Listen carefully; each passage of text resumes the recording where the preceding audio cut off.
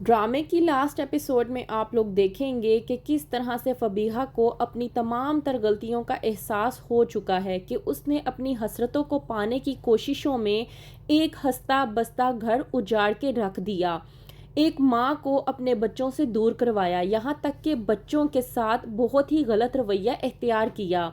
ان سب باتوں کے بعد فبیہا کہتی ہے کہ مجھے اپنے آپ سے نفرت ہونے لگی ہے، میں سوچ بھی نہیں پا رہی کہ میں یہ سب کچھ کر سکتی تھی۔ اپنی حسرتوں کو پانے کی خاطر میں نے وہ سب کچھ کیا جو مجھے نہیں کرنا چاہیے تھا۔ میں نے کبھی کسی کا برا نہیں سوچا تھا، میں نے تو یہی سوچا تھا کہ میں ہنس بانٹ کے مل کر رہ لوں گی، لیکن جب کسی نے مجھے اپنایا نہیں اور کسی نے مجھے جگہ نہیں دی تو اپنی جگہ بنانے کی خاطر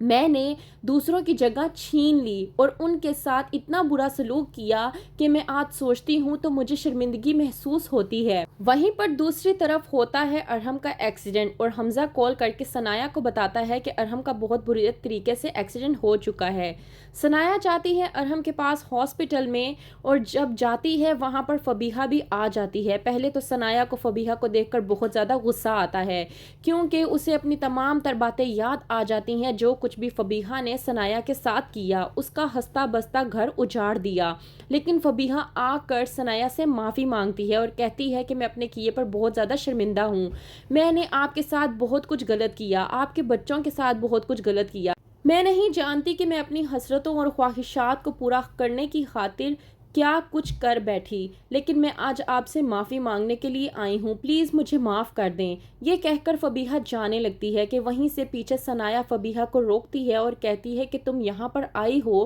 تو کیا تم ارحم سے مل کر نہیں جاؤ گی؟ لیکن فبیہا اس بات سے انکار کر دیتی ہے اور کہتی ہے کہ میں یہاں ارحم سے نہیں بلکہ آپ سے ملنے کے لیے آئی تھی، میں نے اپنے اور ارحم کے تمام تر حقوق ختم کر دیے ہیں، ویسے بھی یہاں پہ آ کے آپ سے معافی مانگنا چاہتی تھی، کم سے کم مجھے اس بات کا احساس تو رہے گا کہ میں نے کسی کا گھر بچا کر انسانیت کا حق ادا کر دیا۔ یہ بات سننے کے بعد ثنایا تھوڑا سا پریشان ہوتی ہے اور اس سے فبیہا کے لیے بھی دکھ ہوتا ہے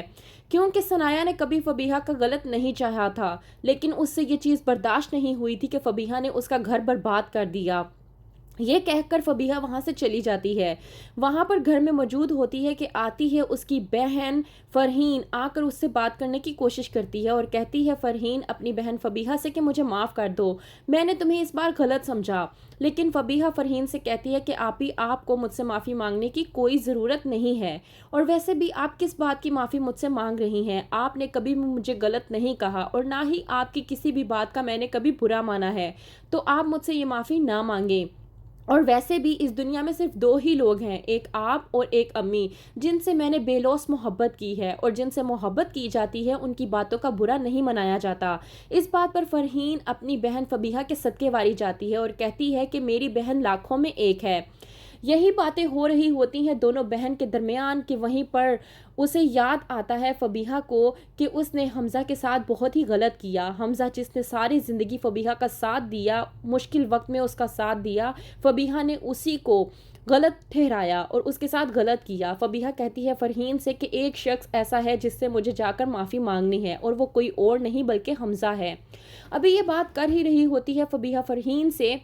کہ وہیں پر اس کی ہو جاتی ہے طبیعت خراب۔ فرحین کہتی ہے فبیہا سے کہ تم اٹھو، ہمت کرو میرے ساتھ چلنے کی ہاسپٹل، لیکن وہیں پر فبیہا بے ہوش ہو جاتی ہے اور فرحین فبیہا کو دیکھ کر بہت زیادہ پریشان ہو جاتی ہے۔ تو کیا ہوگا آگے؟ کیا فبیہا کو کچھ ہو جائے گا یا اس کے بچے کو کچھ ہو جائے گا؟